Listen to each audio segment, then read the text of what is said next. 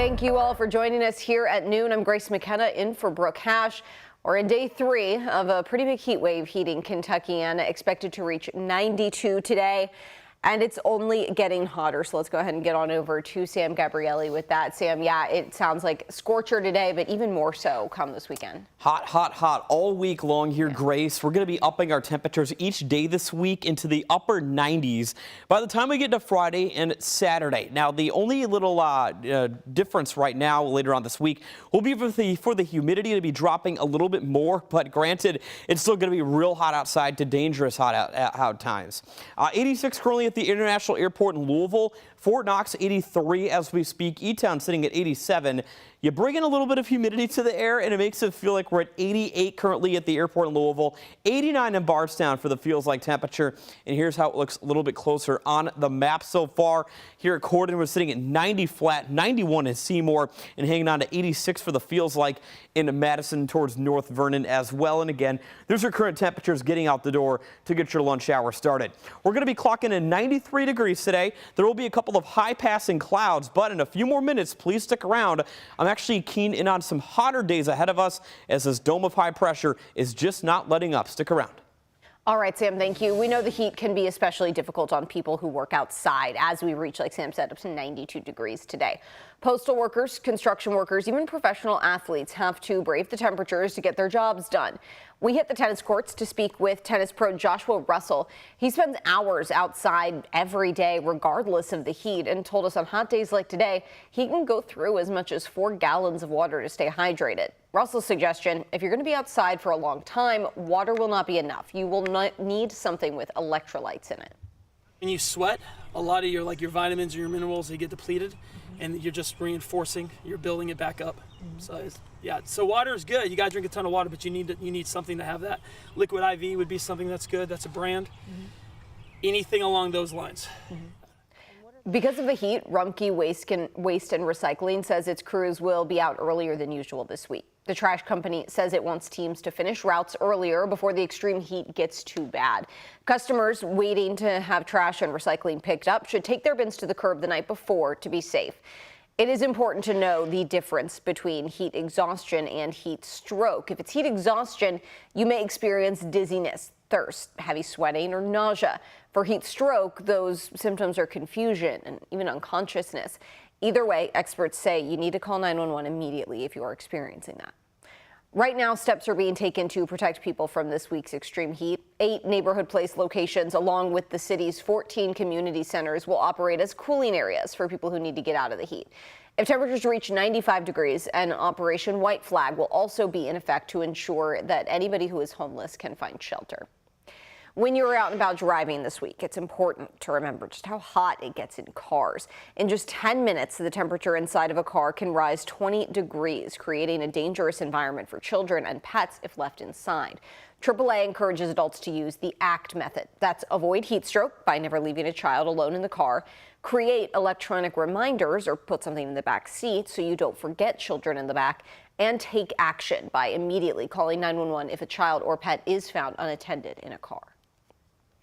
Your other top stories here at noon. The man serving time for a crash that killed an LMPD police officer is asking a judge to vacate his conviction. Roger Burdett was behind the wheel of his tanker truck when it slammed into Detective Deidre Mengado's cruiser on Christmas Eve in 2018. Police say Burdett had drugs in his system and was watching pornographic video on his phone when that crash happened. Now he's asking the judge to throw out his conviction, saying he was denied effective assistance by his lawyers. Burdett is requesting an evidentiary hearing, which is the first step in getting the conviction thrown out. Right now, he's currently serving a 27-year prison sentence. A new lawsuit claims a Louisville police recruit was sexually harassed by 2 supervisors. It's the second case of harassment to come to light in a week, and also alleges the same mishandling of sexual misconduct within the department that's cited in the DOJ report from March of 2023. WHAS11's Alex Dieter spoke with the accusing officer's attorney and outlines the allegations for us. Officer Christine Silk joined the Louisville Metro Police Department as a recruit in February of 2023. Attorney Sarah Collins filed a lawsuit on behalf of Silk Tuesday. No one prepares you for the risk and danger to come within the thin blue line. The lawsuit claims that within Silk's first week in the police academy, one of her instructors, Officer Dale Cottonjim, began making inappropriate comments. Cottonjim is alleged to have told Silk in front of her classmates to, quote, go on a date, take a guy home, sleep with him, and then she would have childcare, end quote. Silk reported these events, which led to a professional standards unit investigation. This resulted in Cottonjim being involuntarily reassigned, but according to the lawsuit, he did not receive a suspension or reduction of pay or benefits. After Silk was sworn in as a full-time LMPD officer in September of 2023, the lawsuit claims training officer Justin Lamont made inappropriate comments and advances towards Silk. In a text message seen right here, Silk told Lamont she doesn't send sexually explicit photos.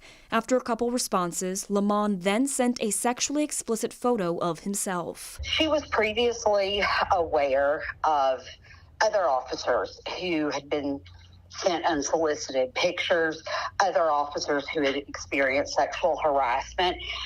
An internal investigation led to Lamont being placed on emergency suspension. Following the suspension, the lawsuit claims officers have been told to stay away from Silk, quote, because she filed 3 to 4 sexual harassment complaints already and will report officers for anything, end quote. In a statement shared with WHAS11, an LMPD spokesperson said in part, quote, regarding the specific allegations contained in the lawsuit, one investigation was completed in 2023. That officer was disciplined and transferred. The other investigation is ongoing, and while it is ongoing, the officer has been reassigned with powers limited pending the outcome of the investigation. Neither is assigned to the same division or unit as the officer who has asserted the allegations, end quote. The investigation is still ongoing. In Louisville, Alex Dieterer, WHAS11 on your side. We'll note here that Officer Silk is actually already on administrative leave because of an investigation into a deadly shooting in PRP last month. She was one of 3 officers involved. You can read the lawsuit in its entirety on WHAS11.com. It's linked in this story on our homepage. Now, this lawsuit comes just days after LMPD's chief was placed on administrative leave for her handling of a different sexual harassment accusation, and we may not know what comes next in that case for another month. That's according to Louisville Mayor Craig Greenberg, who said he's made it clear that he wants the investigation done as soon as possible.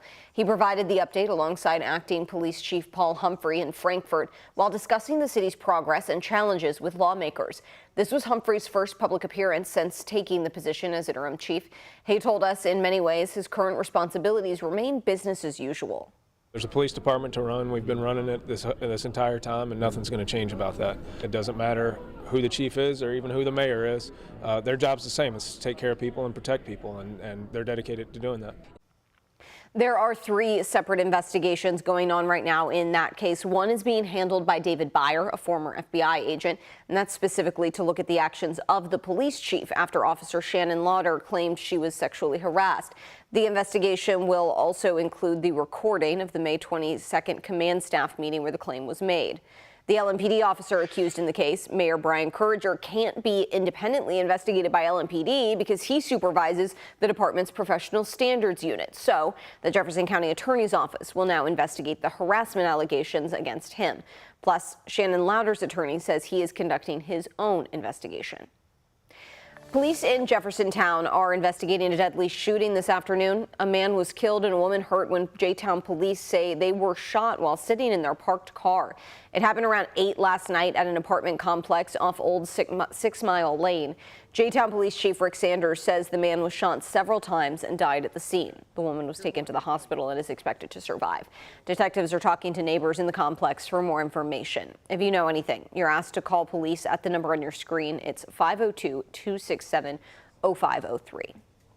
And Louisville Metro Police are taking steps to connect with the community in an effort to reduce gun violence. Officers from the 5th Division, along with the acting chief and command staff, met with people at the Kroger on Bardstown Road in the Highlands.